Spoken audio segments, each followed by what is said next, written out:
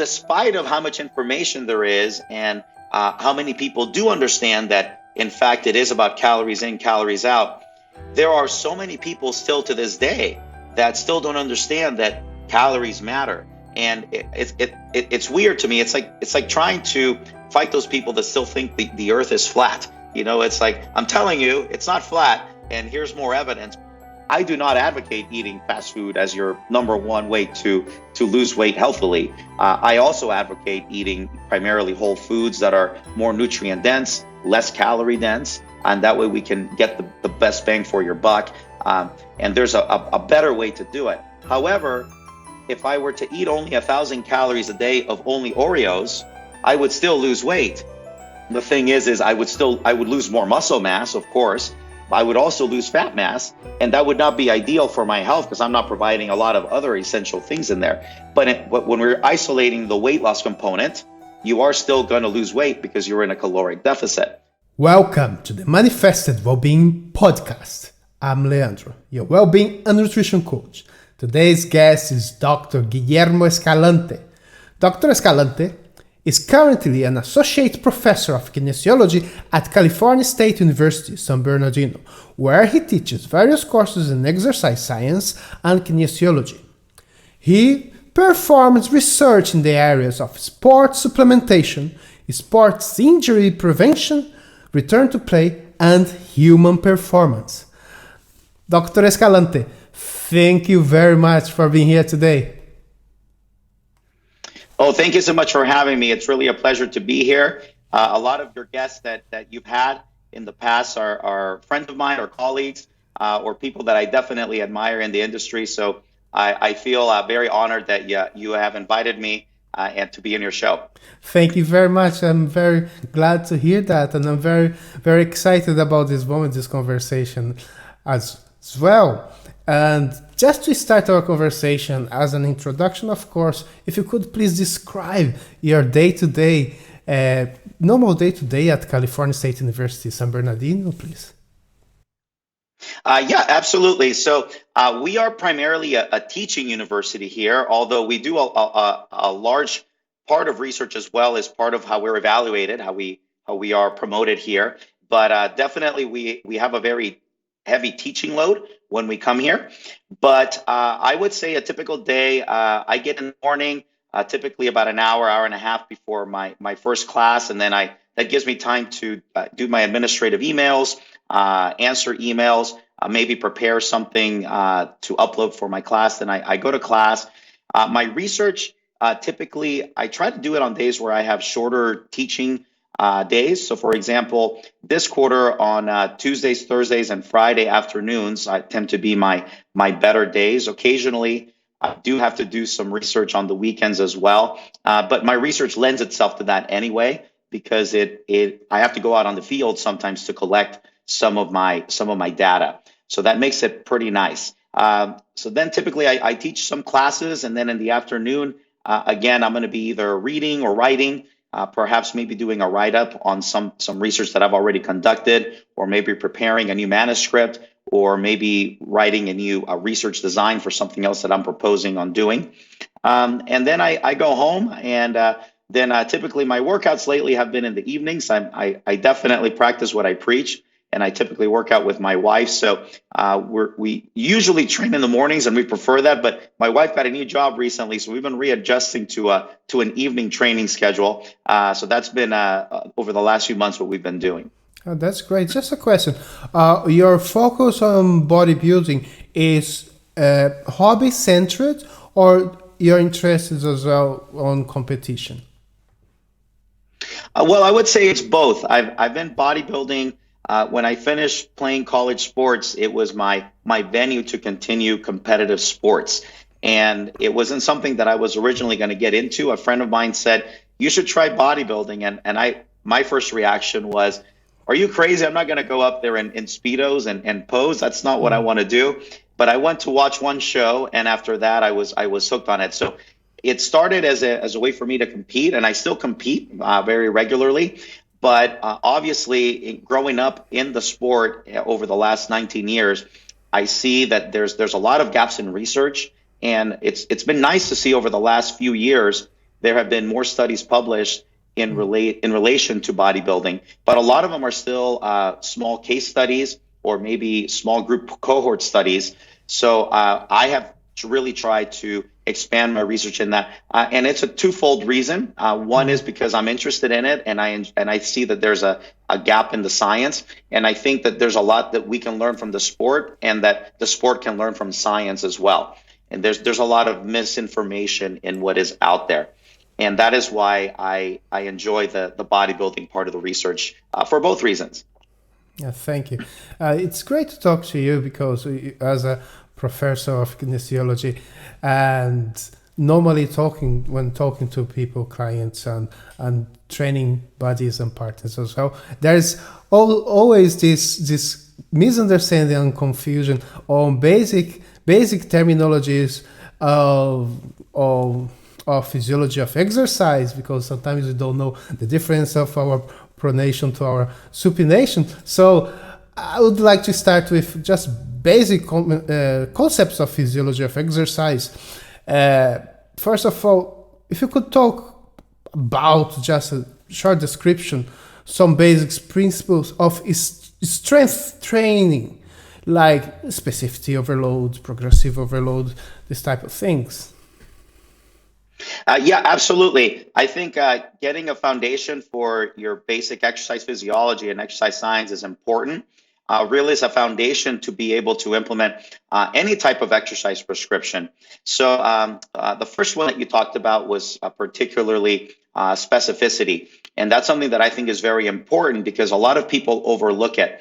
Often people may follow particular fitness figures who may be in the bodybuilding or bodybuilding-like arena, physique type of arena, and they tend to follow those training plans as athletes. And that's a big mistake because it is not specific to their training. So sometimes I have football players, tennis players, baseball players. They often want to get advice, or they're following training advice from a bodybuilder or a physique-like competitor.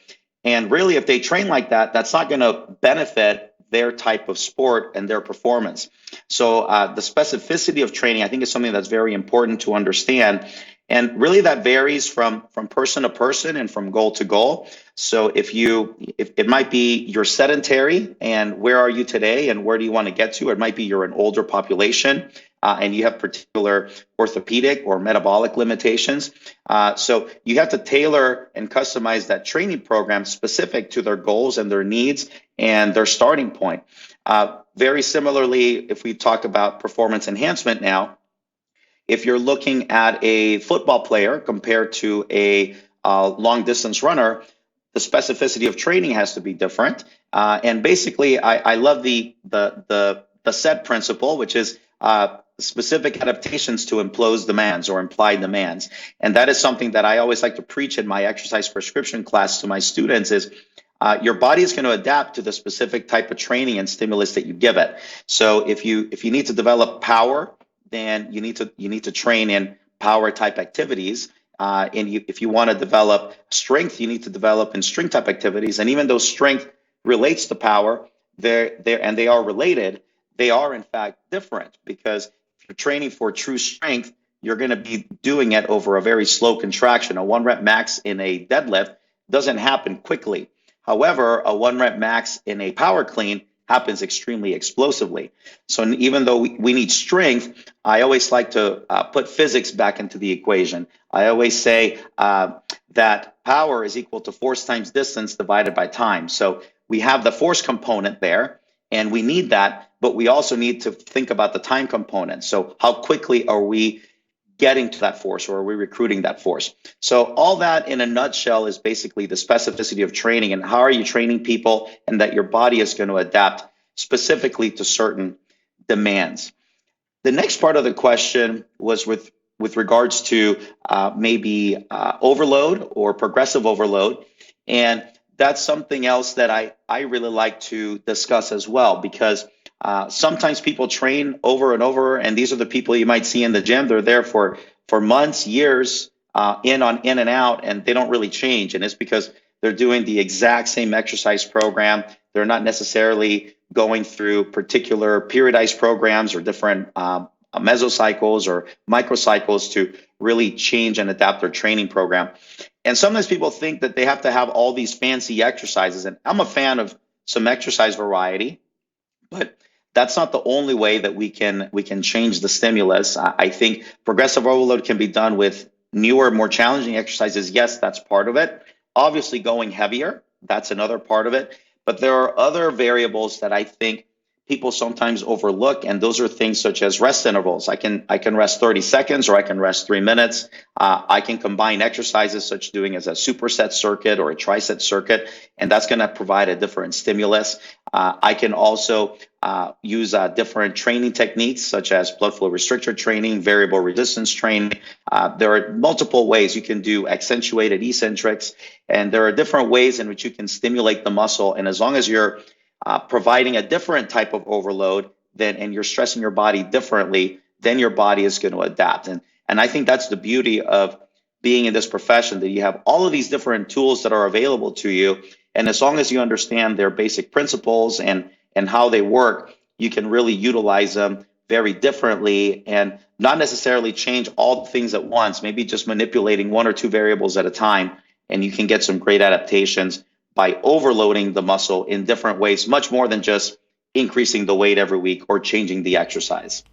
Thank you. That's a very good explanation. And when you talk about the terminologies, like if you could differentiate them for us, like isometric, isotonic, and isokinetic.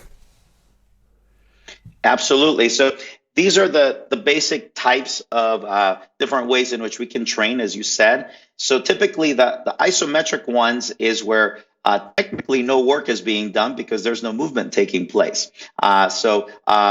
When there's no movement taking place across a joint, it's an isometric type of contraction. So you might do this, let's say with a quad, for example, training it isometrically with a brand new. This is what I love to use this for beginning rehab people, because that mind-muscle connection is often missing.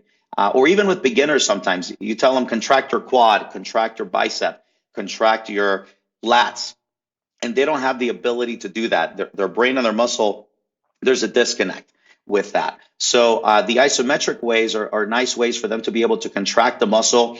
You can do some tactile cues, put your hand on the particular muscle group, tell them that you want what you're after and what you're looking for in the contraction.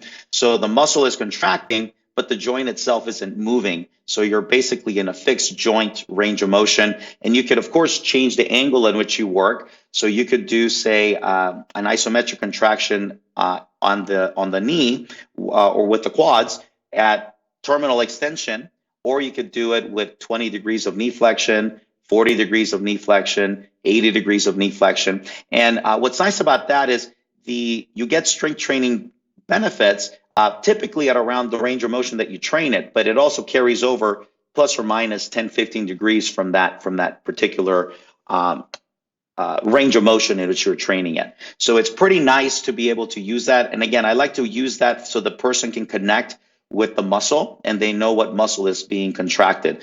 I don't really use it as an advanced training technique, as it maybe a fatigue technique at the end of a set might be something that I would use. But for the most part, I use that for more rehab type settings or my beginners to help them connect with the muscle. And the isotonic type of contraction, that's what we typically think of when we think of exercise. And a bicep curl is a great example where you have a concentric contraction and an eccentric contraction. So there's actual movement within the joint. So the muscle is actually shortening and lengthening, not just contracting. So through the contraction, it's lengthening or shortening. And obviously the lengthening part is the eccentric and the shortening part is the concentric part of the muscle contraction. And that one is the one that we see in almost every exercise. So if you're doing a side raise as you're lifting your arms, you're doing an isotonic type of exercise. A squat, a leg press, those are all isotonic type of movements. And then the last one is the isokinetic. And again, that one is used a lot in research settings for testing. And it is also used in rehabilitation settings. And that's where the range of motion, the speed at which the angle changes remains constant, but how much force you produce is going to be dependent on you. So the only thing that stays fixed is the speed of the movement. So the isokinetic dynamometer that is often used in research is the Biodex system. So we actually have one here, and we do use it for a lot of our research. And we set it, say, for a common one would be knee extension and knee flexion. So I can set the dynamometer to be at, say, 60 degrees per second or 180 degrees per second, or I can make it very fast at 300 degrees per second. So obviously in the higher velocities, you're not going to be able to produce that much torque because it's moving very quickly. But at the lower velocities, like at 60 degrees per second, you're able to produce a lot of torque because it's not moving quite as fast. And then you can generate, it's going to slow it down. And no matter how hard you push, it's only going to stay at 60 degrees per second in terms of the rate of movement. So those are pretty neat. And I do like to use them as a rehabilitation tool and also as an assessment tool. And on that machine itself, I can actually also set it isometrically where I move it at 0 degrees per second. And then now it doesn't move at all, and I can get a true isometric contraction for a maximal voluntary contraction per se. Oh, thank you. Regarding muscles and contraction movements as well, what's the difference between agonist and antagonist muscles? Yeah, so agonist and antagonist. Agonist would be what I call the prime movers in the exercise.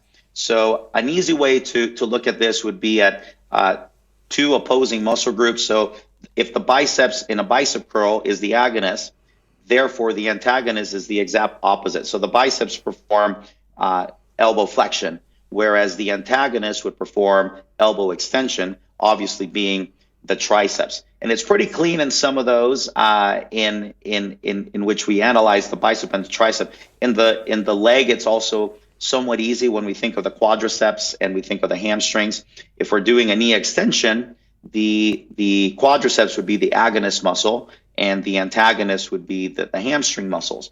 However, if I now switch the movement and I say, well, what is the agonist for knee flexion?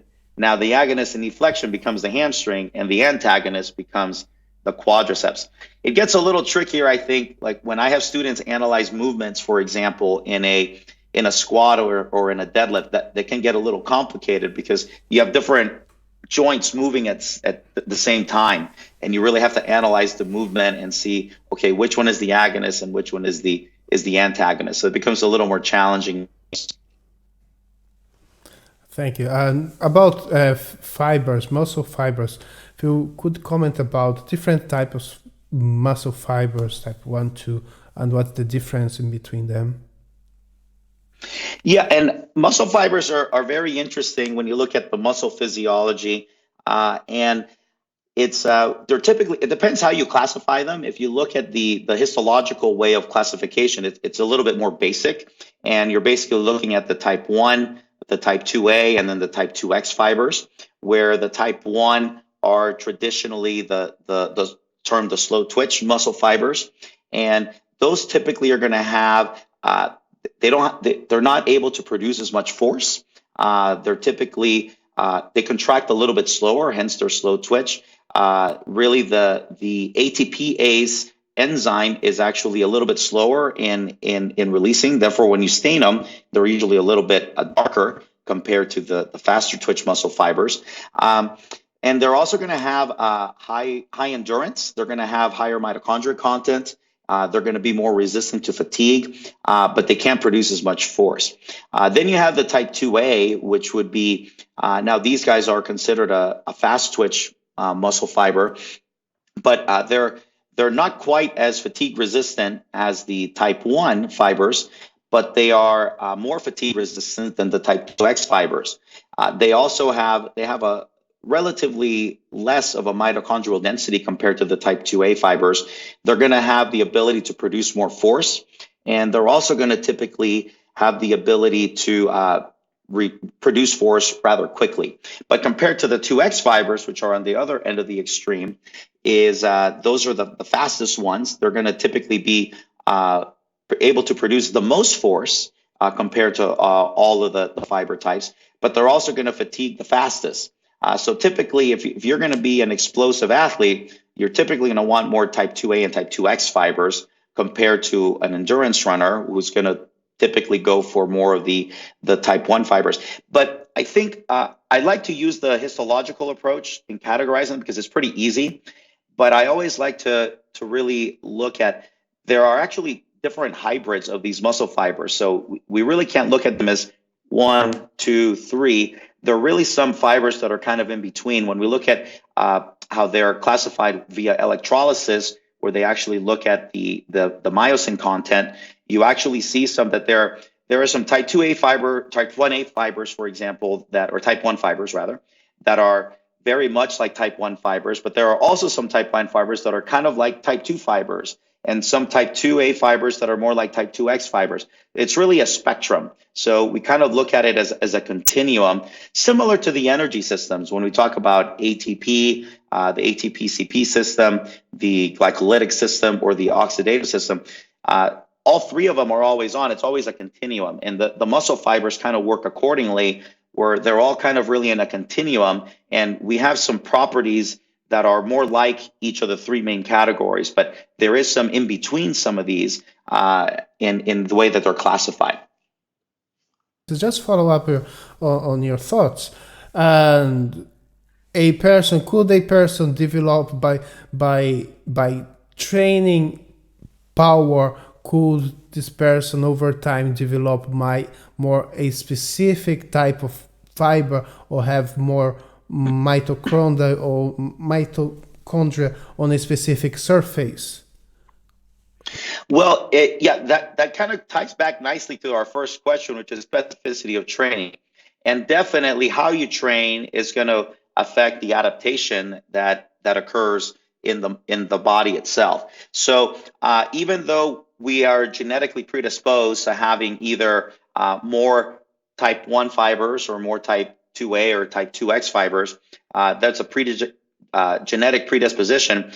You can have a person who is maybe primarily type 1 muscle fiber, and maybe based on their training, you can actually improve their explosiveness and their power based on how their body is training. So it is hard to say, for example, if you run a very fast 40-meter dash, it's very unlikely, or 40-yard dash that we use in American football here, or let's say 100-meter dash. If you're on a very fast 100-meter dash, it's very unlikely that you're going to be able to run a very fast marathon.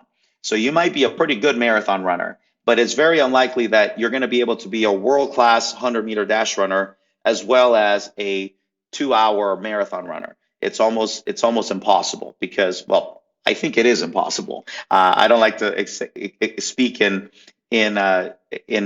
just extremes, but I think you might. I would be hard to see, and because of that is because that's the type of genetic that the person is made up from. So I like to, but however, you can get a person who is maybe an average sprinter, and you can make them a better sprinter by the specificity of training that you induce. And I think there can be some change in the type of muscle fiber, not in the muscle fiber itself, but in the properties of that muscle fiber. And you can develop, for example, more mitochondria, or you could maybe, the 2A ones are the ones that are a little bit more likely to change either way. So they can become more explosive or more fatigue resistant. And I think that's a good way to answer the question. Thank you. And if you take two runners, you take a sprinter and a marathon runner, what would be the difference between those two people?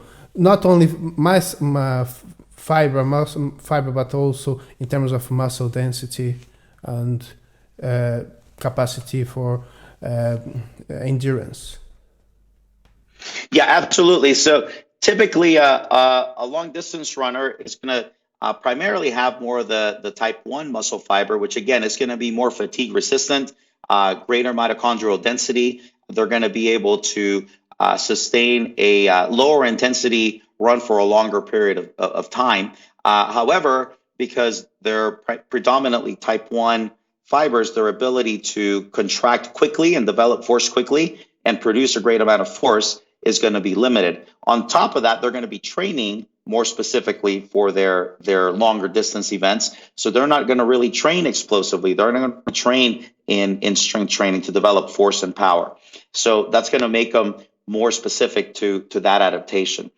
Conversely, if we take now that sprinter, then they're going to be naturally having the more fatigable fibers, the type 2A, type 2X. So they're going to fatigue a lot faster than the type 1 fiber. Therefore, they're not going to be very good at distances running longer than a few minutes, really. I would say probably 2 or 3 minutes is kind of a stretch for somebody who's predominantly type 1A and type 2X. And however, they're going to also be able to produce more force because of the type of muscle fiber that they have, and their ability to produce the force quickly is going to be improved because of the type of muscle fiber that they have. And they're also going to be training that way. So once again, you're going to be able to get adaptations to be a more efficient, explosive, powerful sprinter in that capacity. Oh, that's great. Great explanation. And if you could move to the topics of metabolism and how our body consume energy, if you could talk about BMR, what it is TEE, energy cost of activity, and describe, if you could break them down from the top to bottom. Yeah, absolutely. Yeah, I like to look at total daily energy expenditure as a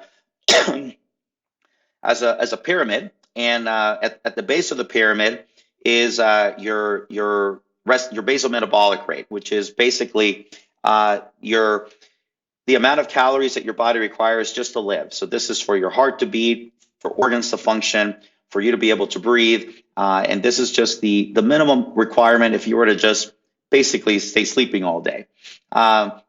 So this would be your BMR, and that actually makes up the largest component of your total daily energy expenditure for a majority of people. I would say the only people that maybe exercise exceeds that, or maybe not even exceeds, but maybe comes close to it, would be those that are exercising 4, 6, 8 hours a day, where their energy expenditure on exercise is quite a bit. But for the majority of people, the largest component of the total daily energy expenditure is going to be your basal metabolic rate. And a lot of things influence this. So obviously, typically as we age, that's going to usually slow down a little bit. But some of that can be prevented, because some of that has to do with the amount of muscle mass that you have, because it can impact it a little bit. People think that it impacts it way more than they think. I always like to say, having an extra pound, so you only burn an extra 6 calories roughly per day, but that's just at the resting component. Other things are going to impact it, such as hormones. Obviously, your TSH hormones, your T3 hormones, your T4 hormones, all of those are going to impact your basal metabolic rate. And typically during prolonged caloric restriction, those hormones typically decrease, which are going to then lower your basal metabolic rate. Typically also, when you're the taller you are, or the more you weigh or the less you weigh, that's going to impact your basal metabolic rate as well. So those that weigh more are going to have a higher BMR. And if you weigh more with more muscle mass, that's going to have a higher BMR than somebody who weighs less. But again, when dieting, that's another consideration, because if you lost 20 pounds over the last 4 months, your BMR is naturally going to be a little bit lower because you're not as heavy anymore. So that is the BMR in a nutshell. Then I think the next component of that is the non-exercise activity thermogenesis. So this is the NEAT component. And this is the amount of calories that we burn for everyday activities. So I always say we have to get up, we have to go to work, we have to take a shower, we have to work, we have to walk, we have to go up the stairs, go downstairs, go grocery shopping, you have to cook your meals. So all of that requires energy. And it's everything that's not exercise. So even as you're walking down the hall, you're walking up the stairs, you're walking to your car, that's all considered non-exercise activity thermogenesis. And that is also influenced by your overall weight. Obviously, the more weight you have, the more caloric expenditure you're going to require when you're doing these non-exercise activity thermogenesis. And typically, your hormones are going to affect this too, because as you start dieting for a prolonged period of time, your body's going to try to conserve energy. And one way it conserves energy is it's going to try to make you move less. because it wants to conserve that energy.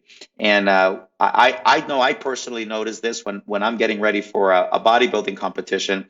The first month or so is not so bad, but by the third or fourth month into the dieting process, basically all I really want to do is do the things that I have to, go to the gym and go to work. But aside of other activity, my NEAT really decreases. And if I'm not conscientious about it, I can decrease my NEAT quite a bit, and that can impact your overall caloric expenditure. So our body is very good at requiring us to be efficient with our caloric expenditure, and the NEAT is one that we often do a lot of less of. And those are things like just standing up, sitting down, bopping your head, chewing gum, listening to music. How much are you moving or fidgeting?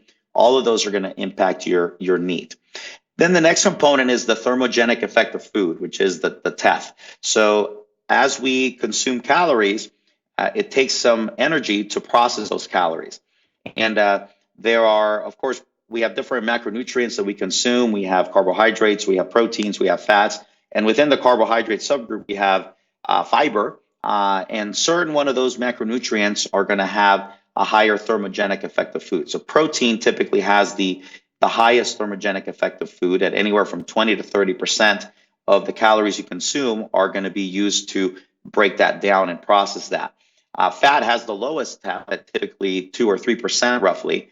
And typically carbohydrates are maybe in the 6 to 8%. Fiber is a little higher than that. It's got a higher thermogenic effect of food than the other carbohydrates. But again, protein is definitely the highest. So, and again, obviously, I'm going to go back to the dieting component. If you're dieting for a long period of time and you're eating less calories in general, the thermogenic effect of food is automatically going to go down because you're consuming less protein, less carbohydrates, less fat.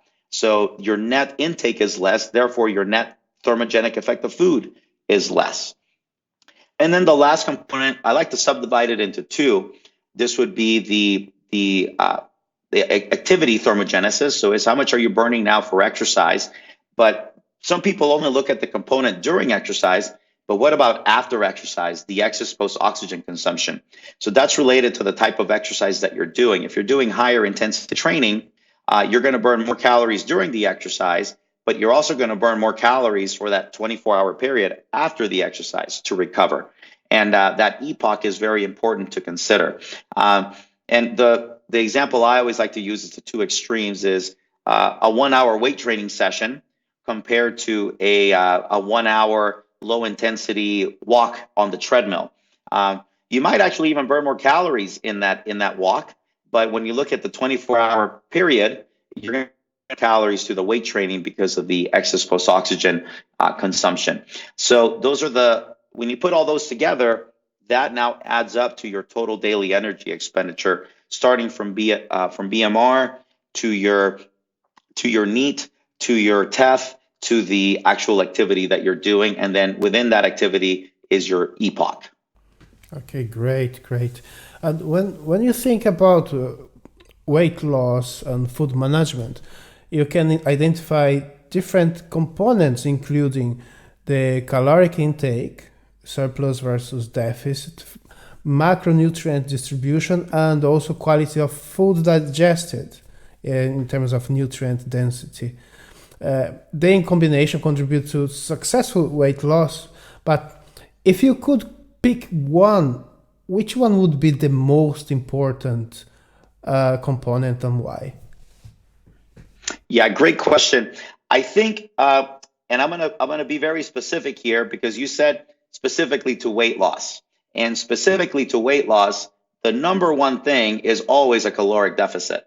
So if you maintain a caloric deficit, you're going to lose weight. Now, of course, there's a better way to do it than others, but no matter what, any diet that you do, and in fact, I love the paper by the International Society of Sports Nutrition, just came out a couple of years ago. It's their position stand on diets and body composition, because they really dive down into all of the different types of diets, and they look at very low calorie diets. They look at low carbohydrate diets, and within the low carb diets, they actually subdivide ketogenic diets. They look at low fat diets. They look at intermittent fasting, and all of these different diets that are out there. And of course, the one thing that they all have in common is they all work because of a caloric deficit. And it doesn't matter how you get there. If I take out my carbohydrates and only eat 5% of my food from carbohydrates and go on a ketogenic diet by having 70% fat, 75% fat, that's great. But I still basically eliminated a large part of the macronutrients, and that's why I'm in a deficit. If I do a low-fat diet, I'm going to consume carbohydrates, but I'm consuming way less fat, which means I'm going to lower my calories. So the one that I would pick always would be the caloric deficit is king for weight loss. Okay, I don't normally ask yes or no questions, but I've promised few people that I would ask. Is it possible to lose weight following a nutritional diet with eating mostly fast food? Yes or no? Yes, you can. I will. I can say yes. Okay, so let's just follow up, because we recently did an experiment with fast food where during, if it's any information correct, please just correct me. During 20 days, you consume most of your food, I think over around 70%, from fast food restaurants, while doing resistance training, and I believe not doing any endurance training. You tell me. I'm particularly interested in your experiment because sometimes, due to life circumstances, people have less access to high quality food. And it could be traveling, it could be for many reasons, no? And even I promote the consumption of whole high nutrient dense foods, but I also understand that if you are on the road for a whole month, and it might be difficult to follow a strict diet, and sometimes we have to resort to restaurants and takeaways. It's not ideal, but when it's necessary to do this with knowledge of sound nutrition principles, I believe that people can make better choices. And if you're people that they are preparing for competitions, and they have this 1-2 weeks that they need to be away, and they do not control their food, they can control their choice. So if you could please share your finds on your experiments, some thoughts. It would be. Yeah, absolutely. It was really more of it was an experiment. It was a self-experiment. So it wasn't a full-on, yes, it was not a full-on research design that went through IRB. This was, and I might actually do follow up with something like that, but this was a self-experiment that my wife and I decided that we wanted to do.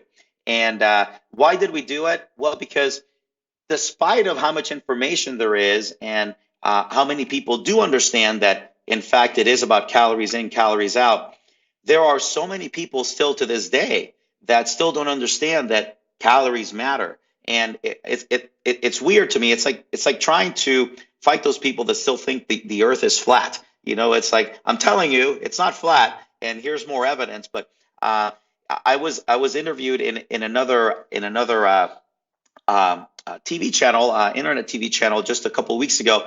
And when you read the comments on that TV channel, you see all these people that they don't understand that, and they're upset almost that, what do you mean? It's because of the protein intake. I said, well, no, protein intake does matter some, but the king of weight loss is calories in, calories out. At the end of the day, you have to be in a caloric deficit. So that actually reinforced my reasoning for doing it. I was glad I did it, because it might be basic for a lot of people, but there are so many people that still don't understand that it's about calories in, calories out. And why I chose fast food in general is because I also, like you, I do not advocate eating fast food as your number one way to lose weight healthily. I also advocate eating primarily whole foods that are more nutrient dense, less calorie dense, and that way we can get the best bang for your buck. And there's a better way to do it. However, if I were to eat only 1,000 calories a day of only Oreos, I would still lose weight. The thing is I would lose more muscle mass, of course. I would also lose fat mass. And that would not be ideal for my health because I'm not providing a lot of other essential things in there. But when we're isolating the weight loss component, you are still going to lose weight because you're in a caloric deficit. So this experiment, as we will call it, which was a self-experiment once again, was between my wife and I. And you're right, we did 20 days where we consumed fast food 3 times a day. And we didn't eat a specific type of fast food. We left that very open-ended. So we ate at places like McDonald's, Jack in the Box, In-N-Out Burger, which is a popular place here, Del Taco, Quiznos sandwiches. We ate at a lot of different fast food places. But the rule was basically we had to consume fast food, excuse me, 3 times a day. So sometime in our day, we had to incorporate that. And the other component was because obviously as a bodybuilder, I don't want to lose a lot of muscle mass and I want to maintain some of that. And one of the important things for weight loss is to get an adequate protein intake. So I made sure that I consumed adequate protein intake. For me, I did 1 gram per pound of body weight or 2.2 grams per kilogram of body weight. So I weighed 195.7 when I started. So I consumed about 200 grams of protein every day. My wife weighed about 120, 126 to be exact, but she consumed about 120 grams of protein a day. And then we created a caloric deficit. For me, I typically burn about 3,300 calories. That's my total daily energy expenditure. So I put myself on a very aggressive caloric deficit. I was only consuming 2,200 calories a day. And my wife typically burns roughly about 2,300 calories a day. And I put her on a very aggressive calorie deficit. She was only eating 1,400 calories a day. So we were both at a deficit and we were both consuming enough protein. And other than that, we ate whatever we wanted as long as it met those 2 criteria. And over the course of the process here, I would say that my average macronutrient breakdown was roughly 200 grams of protein a day, roughly 200 grams of carbs a day, and roughly 60 grams of carbs a day. And some people ask me, how did he only eat 60 grams of carbs of fat, eating only fast food? And it's just through balance. So one day I might eat pancakes in the morning for breakfast, and I would have maybe a protein shake with that. And then for my lunch, I would maybe have an In-N-Out burger, which has about 36 grams of fat. And then for my last meal, I might have a burrito from Del Taco, which then provided me another 24, 25 grams of fat. So really, in 2 of my meals were higher in fat. 1 of my meals was typically higher in carb. And that's the way I made it work. So over the course of this period, you're absolutely right. We did 0 aerobic exercise. And we continued our weight training. So our weight training was not something that we started. We continued our 5-day-a-week weight training protocol, and we do weight train intensely 5 days a week, and that's part of our normal repertoire. So we changed the diet, fast food 3 times a day, ate a calorie deficit, ate enough protein, did 0 cardio, because we were in fact doing a little bit of cardio beforehand. We were doing about 20 minutes 3 days a week. So we eliminated that, continued our weight training, and the only supplements we used were protein powder and a multivitamin. That's it. And most of the food, like you said, about 70% came from the fast food. We did eat other foods like maybe some occasional fruit, vegetable, or some cottage cheese or Greek yogurt. But I would say 70% of the food came from the fast food restaurant.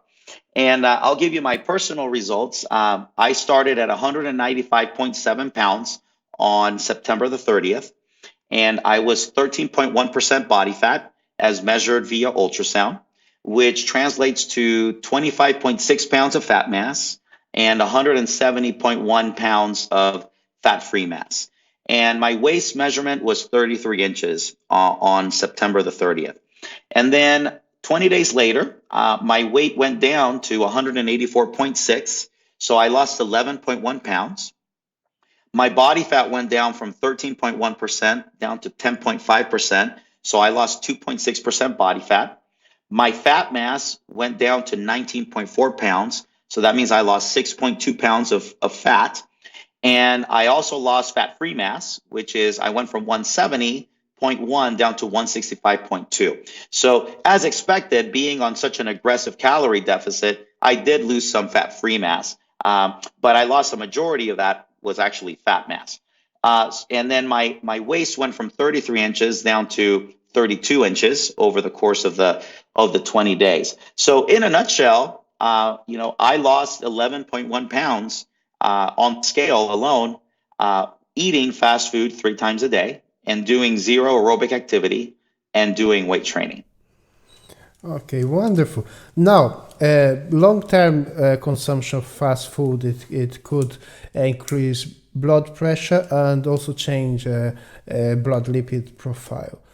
On the time that because we're in 20 days, did you check your blood sample and see lipid profile, any changes? Yeah, that's a great question. I had just gone to my doctor a few months before, so I didn't do an actual test right before I started. But my cholesterol is my HDL typically runs on the low side, and my HDL is typically right around 110, 115. My blood glucose, fasting blood glucose, is typically right around 75, 76. And I wish I would have done it right before. It was something that it was an afterthought. So on the last day, I actually ran some blood, and we actually looked at the triglycerides. We looked at the blood glucose. We also looked at HDL and LDL and total cholesterol. And what we found was realistically no significant change in any of them. And actually, my blood glucose, I didn't even do it fasted. I had already eaten 3 meals, and then about 3 hours later, I came and I measured it. And my glucose levels, not my fasting blood glucose because they weren't fasting, were still 75 at that point in time. My total cholesterol was perfectly healthy. My triglyceride was perfectly healthy, and my HDL was low. And again, that's part of. I always battle with a low HDL cholesterol. I have to work really hard to elevate it and consume enough salmon and other fatty fish to be able to get it up there. And of course, I think doing some of the aerobic activity, taking out the aerobic activity, didn't help either because I did no aerobic activity. But really, everything looked pretty normal compared to my pre-test with my doctor just a few months before. Oh, wonderful. And how about energy levels throughout this journey and after? Very good. I would say that I felt myself being more hungry because I think a lot of the processed food, you process it so quickly that I would eat a meal and then I would be hungry faster than normal. I don't think my fiber intake wasn't as high as it normally is when I normally go in a caloric deficit. Even though my protein intake was relatively high, I still felt a little hungrier. But my energy and even I thought my GI might be a little uncomfortable. I actually didn't feel terrible. I maintained my strength in the gym, and I felt pretty energized throughout my day during work. So I really didn't feel too bad in terms of the energy. But again, it was only a 20-day period. But definitely the last 7-8 days, I noticed that I was feeling the hunger pains from being on an 1,100 calorie deficit every day. Oh, so you commented as well, you would be interested in doing a research. Would you have a group with 2 different groups, fast food, another one control? Would you do that with this? Yeah, if I were to design this as an experiment, actually one of my colleagues reached out to me. He said, Guillermo, we should do this as an actual research study. I'd be interested in doing it. I had a couple people comment. I think it might be interesting to look at it. And if I were to design the study, I would like to actually do 3 groups. And ideally, group 1 would basically eat whole foods and eat on a caloric deficit with enough protein. And so basically a healthier, you and I would typically advocate. Then group 2 would basically eat higher protein intake and also consume the fast food similar to what I did and my wife did. And then it would be interesting to have a 3rd group to maybe actually purposely lower the protein intake. So now have them consume maybe 0.8 grams per kilograms of body weight of the protein and have them eat primarily carbohydrates and fats as their other macronutrients, but still be in a caloric deficit. And then now we measured the three groups, all three of them in the same caloric deficit. All three of them are doing the same exercise program. And I think it would be nice to do a similar program, maybe resistance training 3 or 4 days a week, no aerobic exercise. I would also do pre-measures in body composition and weight. And I would do pre-measures in blood lipids. So I would look at their fasting blood glucose, look at their total cholesterol, HDL, LDL, triglycerides, and see what happens in all of those measurements. So, and maybe even look at some measures of performance. We could look at their 1 repetition maximum pre and post. We could look at their muscular endurance. So we could look at several variables, and then we could compare them pre and post to each other. I think that would be a pretty interesting study. What I would anticipate would happen is they would all lose weight. And what I would anticipate would happen is the people in the whole food group would probably have a more robust type of response to the program. And the one in the fast food group with the high protein content would have not as robust as group A, but definitely still a change. And then the last group, they would still lose weight, but they would maybe lose a higher percentage of their weight would be from some fat-free mass, perhaps, because they're not consuming the adequate protein. And then maybe even ask them questionnaires such as, like you stated, what's their energy like? What is their satiety like? Because I would anticipate that the group eating lower protein and eating primarily the carbs and the fats would likely feel more miserable than the other two groups. Oh, it is very interesting. I would be very, very interested in reading such piece of work. If you could comment on, still thinking about the fast food, no? Because you're in our exchange of emails, we comment about a specific study. How can exercise be protective in terms of the negative effects of fast food? Yeah, absolutely. There was a study published in Nutrients just in 2017, and they actually looked at can high intensity exercise protect from a fast food diet. So they actually had 16 subjects consume a fast food diet. Now their fast food diet was a little different than mine. It looks like they went to McDonald's 3 times a day, and they were given a card to prepay their meals. And they had to choose a sandwich type. So typically in the morning, they would consume the McMuffin or the Egg McMuffin sandwich or the McSausage sandwich, I think it's called. And for lunch and dinner, they would consume a quarter pounder, I believe. So it was a hamburger with a medium fry and a medium drink. And it couldn't be a diet drink. It had to be a regular drink. And then they could also eat a snack if they wanted to, which was a blueberry or a muffin of their choice. So they could eat an extra muffin per day if they wanted to. Over the course of they only did it for 2 weeks. Over the course of the 2-week period, they ate about 3,400 calories roughly. Now they didn't do weight training, but they did do some high intensity interval training. So this was daily. They had to show up every day, and they had to do sprints on a treadmill. So they would basically do a 5-minute warm up, and they would do 15 by 1 minute sprints at, I believe, 90% of their maximum heart rate or estimated maximum heart rate, followed by a 1 minute rest period. And then they would finish off with a 5-minute cool down. So they did that for 14 days.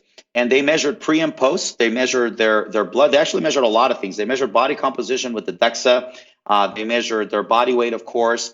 They measured they took blood and they measured their cardiometabolic profiles. So they looked at the insulin. They looked at insulin.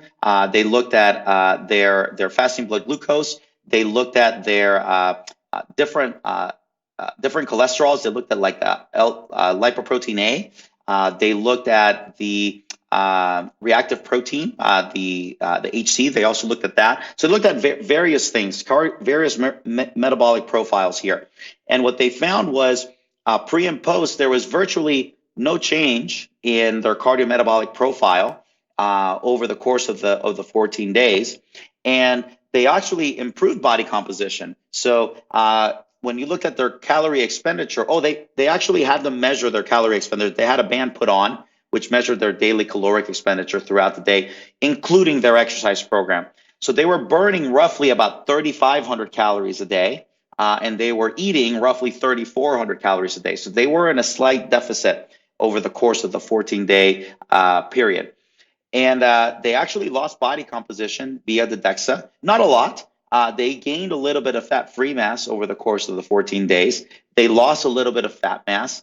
And it was very interesting when you look at all of the profiles. The main thing that they actually looked at for their primary outcome was the HOMA index, which tells them what's going on with the blood glucose over the course of time, and they really found that there was no change in the HOMA reflex over the course of the 14-day period. And some would say, well, 14 days isn't long enough, but they actually cited 3 or 4 other studies that actually showed that even 2 weeks on a diet such as this can have a negative consequence on your cardiometabolic profile. So 2 weeks is enough to actually induce some negative changes, but the exercise protocol actually was able to attenuate and actually there was no change in the cardiometabolic profile, which was pretty neat. That's good. And what are your focus of research at this moment? Is there any specific piece of work that you're working on right now? Yeah, right now I have a few projects that I'm working on.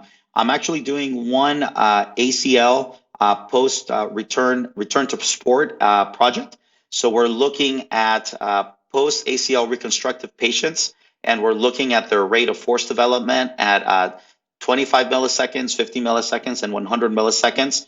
I'm working with a friend of mine who's an orthopedic surgeon, so he's referring his patients over, and we're looking at them 6 months, 9 months, 12 months, 15 months, and 18 months post-operatively. So we just started doing some validation stuff with some healthy people on our force plate, and we just now had 3 people just come in for our first 3 subjects come in for the actual testing, and we're measuring their isometric strength for their quads and their hamstrings. We're looking at their time to stabilization. We're looking at their rate of force development. We're looking at their peak power and a few other variables. We're looking at muscle thickness with ultrasound. So we're looking at a few other things as well. So that's one project that's more on the sports recovery side. I'm also collaborating with a colleague over at Texas Tech University, and we're working on the Bang brand, and it's their keto coffee, and we're looking at how the acute effects of this on a training response, and basically the fuel utilization over the course of time, and also their metabolic rate, if it in fact increases. And their keto coffee basically has a high quantity of caffeine. It also has 20 grams of protein, and then it's got a little bit of medium chain triglycerides in there. So that's another study that I'm working with a colleague over there at Texas Tech.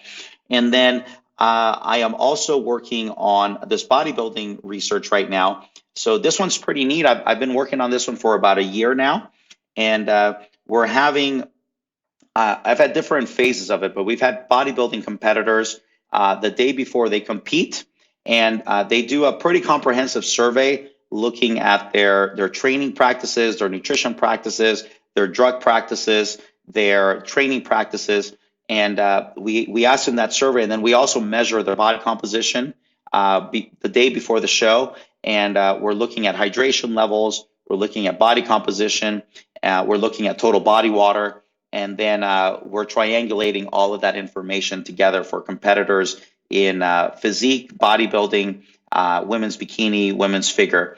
And then a subcomponent of that, I'm looking at competitors. This has been a little harder to get, but I'm looking at competitors to come 12 weeks before their show, 6 weeks before their show, within 1 week before their show, and 3 weeks after their show. So I just had my 10th person complete that one, and we're looking at what happens over the course of time in terms of their body composition. There, they come to the lab, so it's a little nicer. I have a little more access to more tools. So we actually measure them with a DEXA.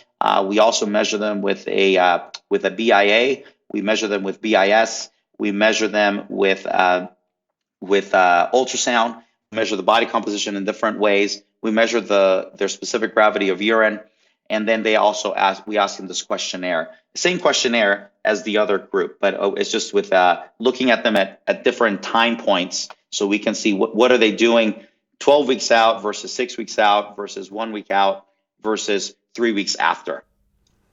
Thank you very much. And now it's time to ask some rapid fire questions, which are questions I ask to all guests. If you could tell me a favorite book. Absolutely. Well, the one that I just read, I actually really enjoyed. It is Game of Shadows, and it's the story about it's a story about it's about the whole Barry Bonds and the drug situation and how all that came about. And it's a great book. It really talks about what was going on with the performance enhancement drug component and how baseball players were taking it. But it goes beyond baseball, and it really goes into other sports. It discusses the track and field athletes and some of the other athletes that were taking it before the several Olympic Games back in 2000 Olympic Games and leading into the 2004 Olympic Games.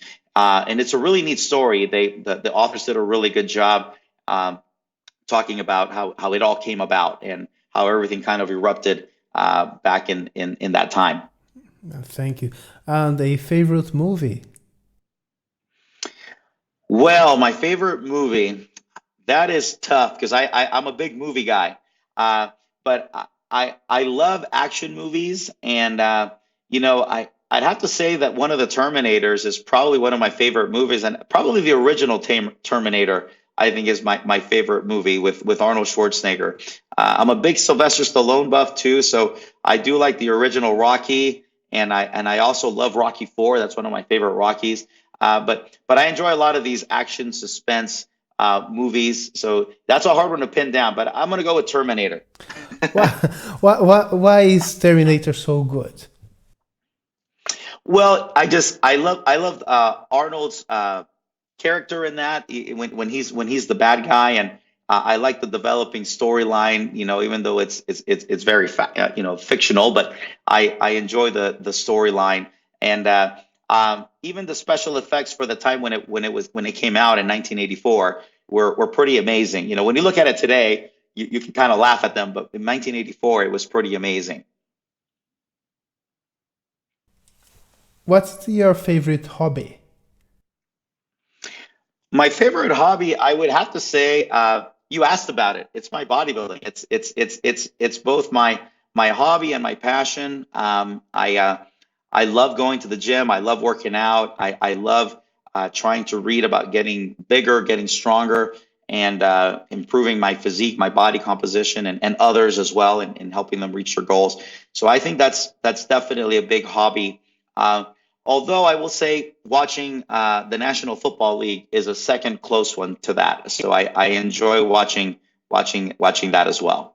You used to play football as well. Is that correct? I did. I played a little bit in college, and then I played through high school and through my youth. So football has always been a lot of fun for me, and I've been a big fan for many years. I'm a big Chicago Bears fan. I was born in Costa Rica, and I came to the country in 1985 when the Bears were the Bears, and they were big. They were all over TV, and my dad grew up in Chicago anyway, so I always followed the Bears, even though they haven't been so good lately over the years. But when the Rams came out here, I actually became a Rams fan as well. So my second team is the Rams, and I'm a season ticket holder for the LA Rams. So last week I actually had to watch the Rams play the Bears, and I wore my Bears stuff to the Rams stadium, and all my friends sitting behind us were laughing at me because they saw me wearing Bear stuff, and I was rooting for the other team. That's great. An inspirational person. Oh, an inspirational person.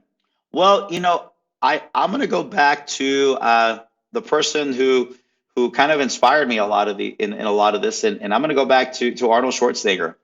He's someone who I really admire. Everything that he's done, and just his overall vision. From where he came from, and the part of the world that he came from, and realistically, if you would have a kid at the age of 7 or 8 years old coming from that country to say that he was going to become the governor of California and he was going to become the world's best bodybuilder and a movie actor and all of the other things that he's done.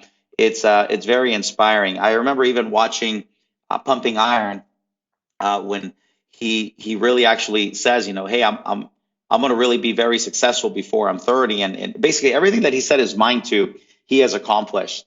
And I just love his drive and his passion, and I think that's someone that has definitely inspired me since I was a young man. Thank you very much. And finish, if you please complete the sentence. A meaningful life for me is?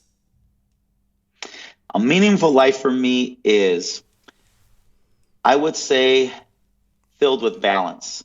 And that's something that has been very hard for me to do.